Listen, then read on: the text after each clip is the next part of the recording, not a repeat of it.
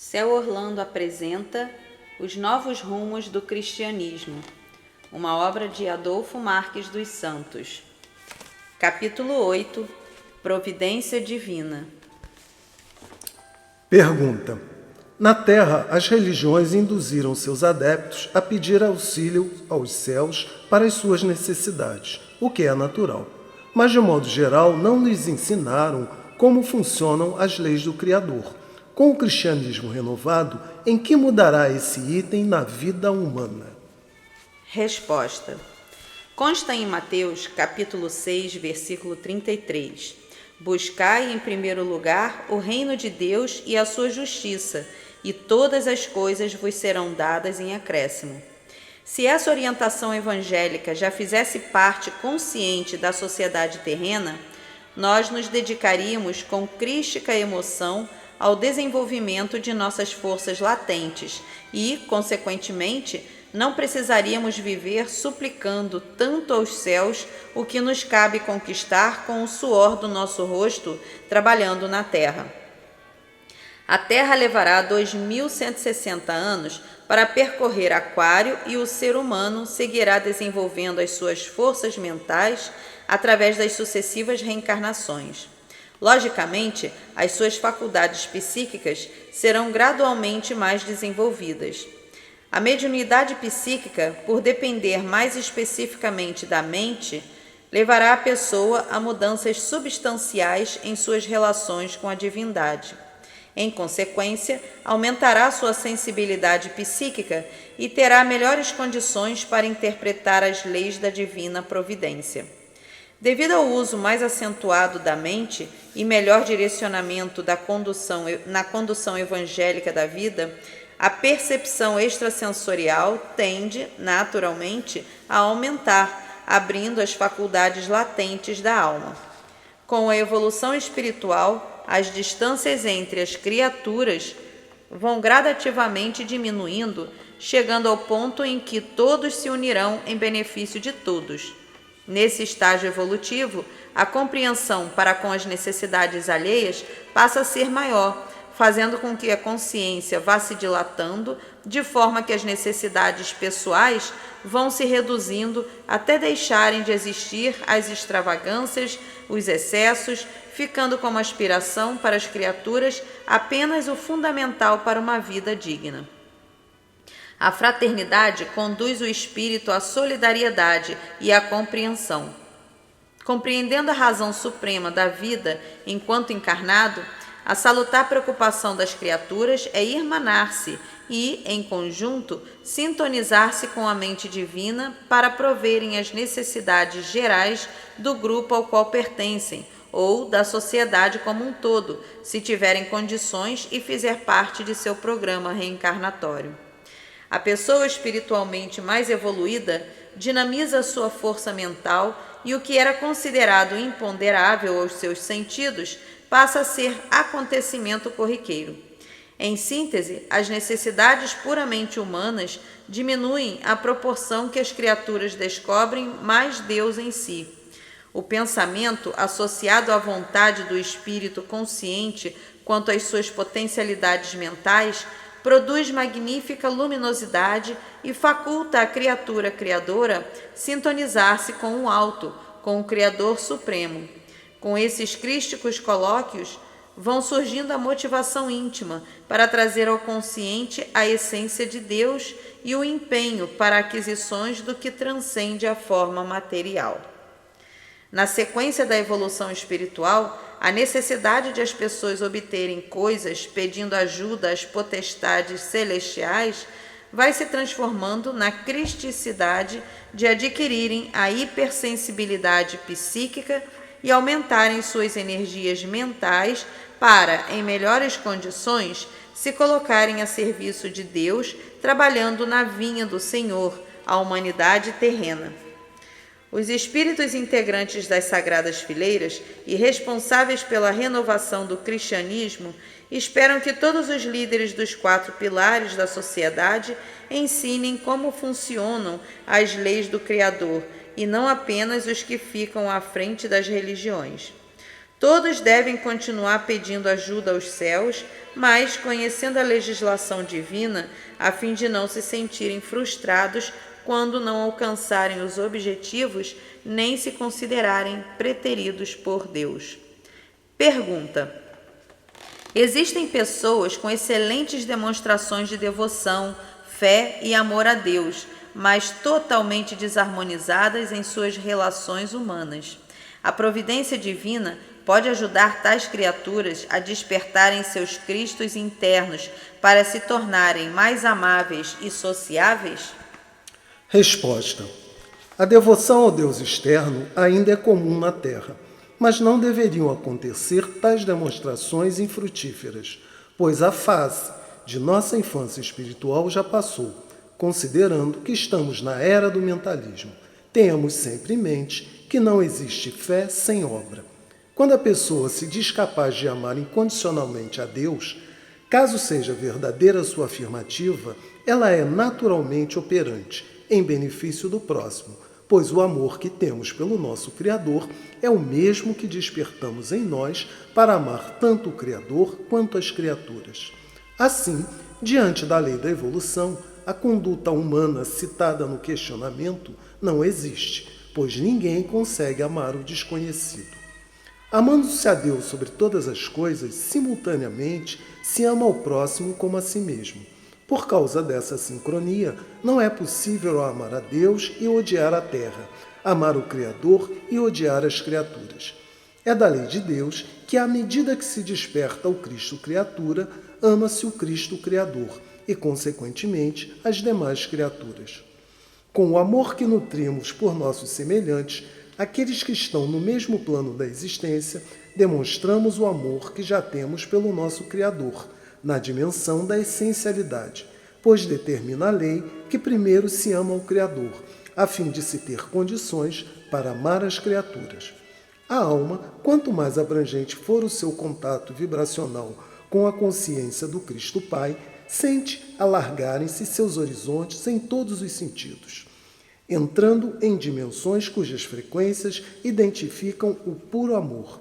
Quem ama o Supremo Criador sobre todas as coisas consegue, sem qualquer esforço, amar a seus semelhantes. Reflitemos e avaliemos se estamos mais motivados e empenhados para alcançar o céu ou conquistar a terra. A providência divina sempre nos ajudará, desde que, primeiramente, façamos a nossa parte. Por ter sido a consciência suprema Deus quem deu ao homem o livre-arbítrio, se este fizer o que lhe compete, os céus o ajudarão. Mas, se arbitrar por permanecer de braços cruzados, aguardando que caiam das mansões celestiais as dádivas, tal ajuda não virá, pois, por ser Deus a perfeição absoluta, sem empenho pessoal não há mérito, sem amor não há salvação. Realmente, existem pessoas com excelentes discursos de devoção e amor a Deus, mas desarmonizadas em suas relações humanas. Os espíritos superiores, em nome da providência divina, estão sempre dedicados à causa crística, no sentido de trazermos à memória objetiva os atributos divinos de que somos portadores, sem, no entanto, interferir em nosso livre-arbítrio. Assim, façamos a nossa parte, na certeza de que os céus nos ajudarão a nos tornarmos pessoas amáveis e sociáveis. Pergunta: se a humanidade conhecesse plenamente a lei da reencarnação, seriam mais proveitosas as existências humanas? Será que, em cada vida, as pessoas dedicar-se-iam mais ao ser do que ao ter?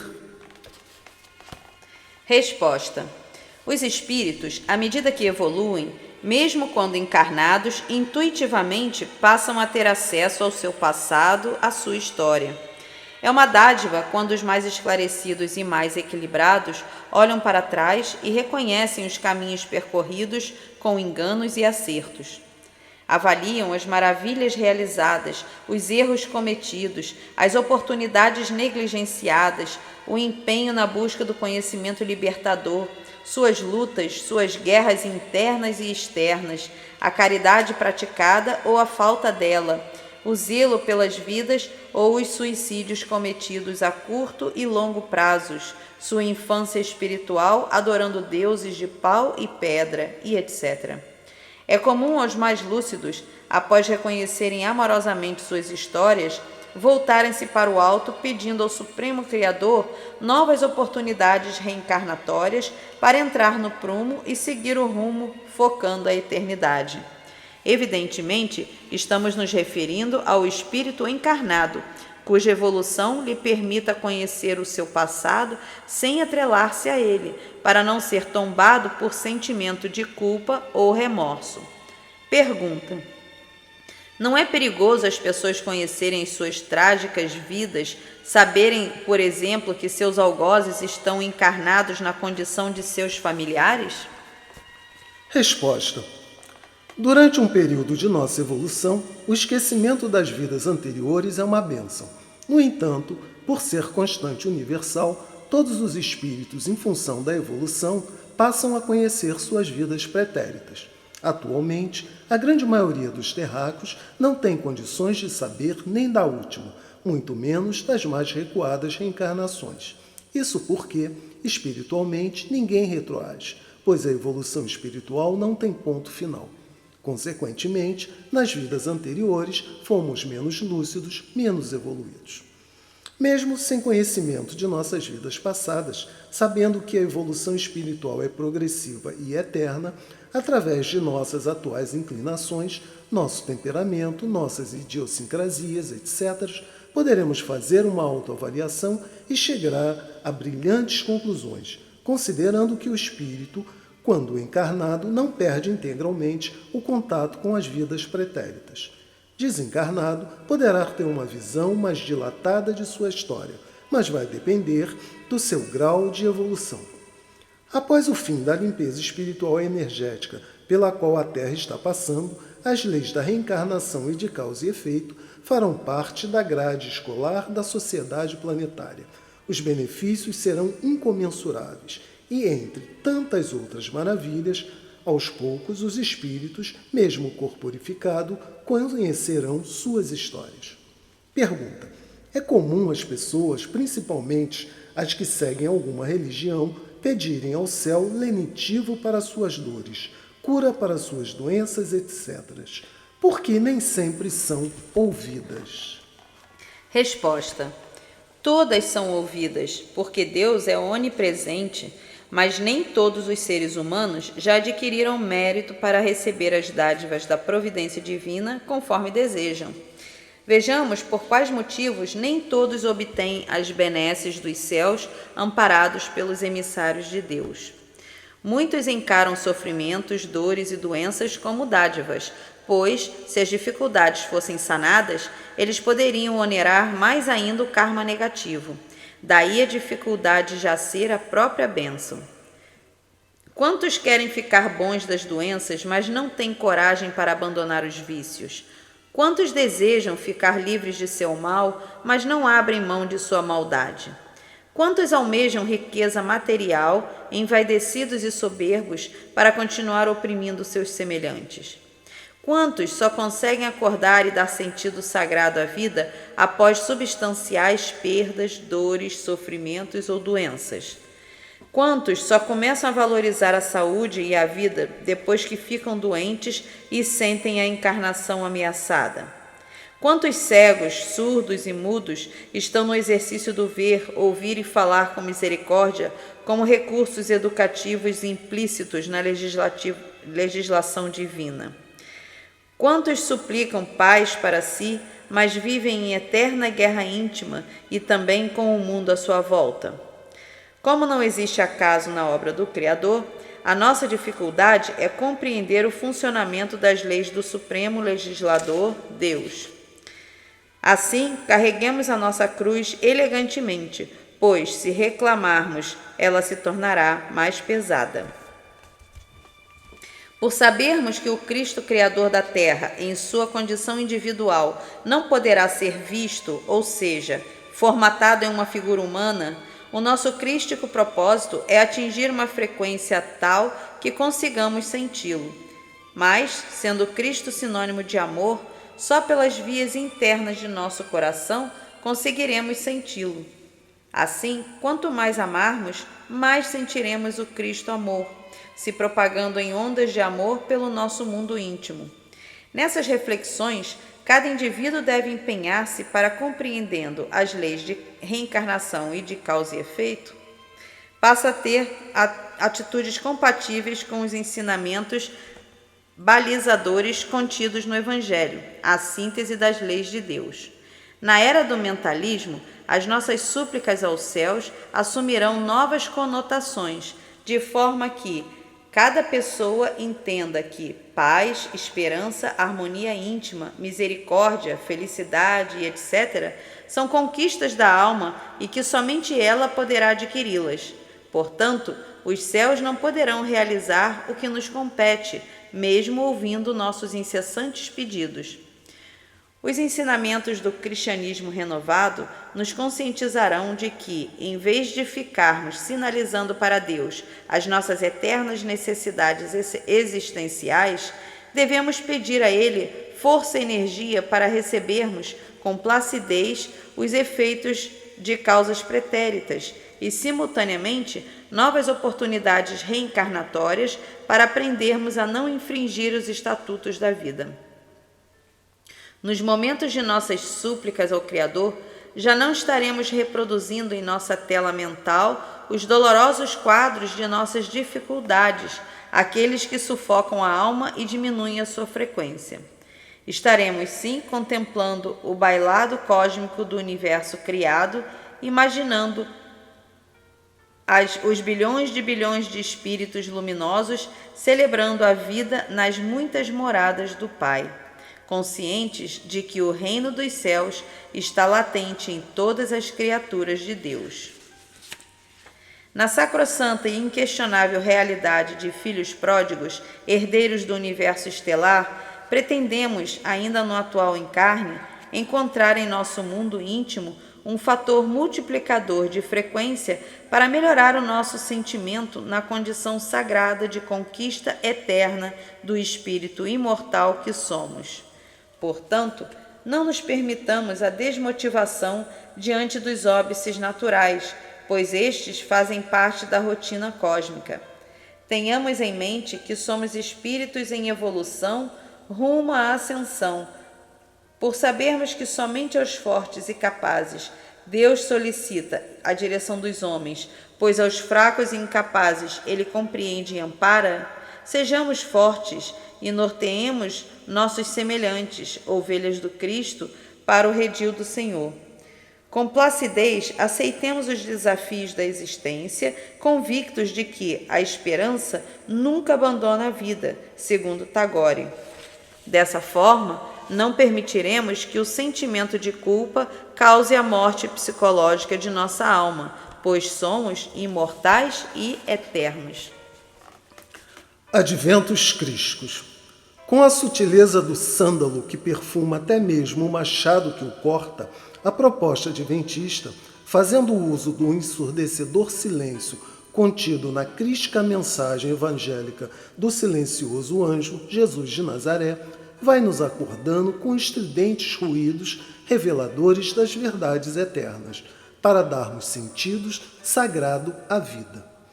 Diante dos acontecimentos mundiais previstos para nossos próximos instantes, o bom senso nos leva à reflexão quanto à premente necessidade de unirmos solidariamente todas as nossas forças e energias em benefício do conjunto planetário, principalmente procurando amparar os desprovidos da eterna fé.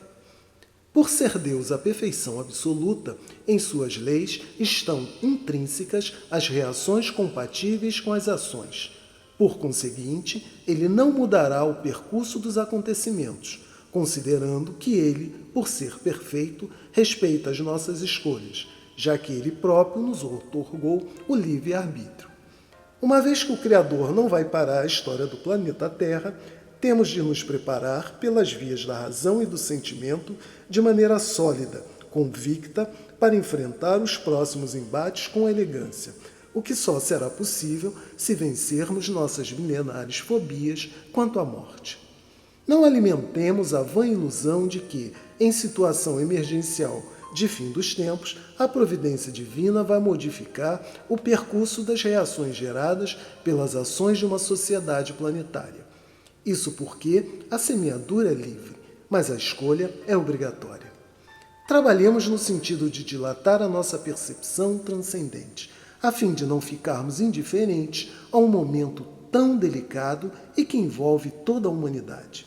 Dilatemos a nossa visão interior para, com olhos altruísticos, vermos com maior abrangência as necessidades de nossos companheiros de jornada reencarnatórias. Abramos o coração e deixemos fluir ondas de afabilidade, carinho e amor pelas demais criaturas.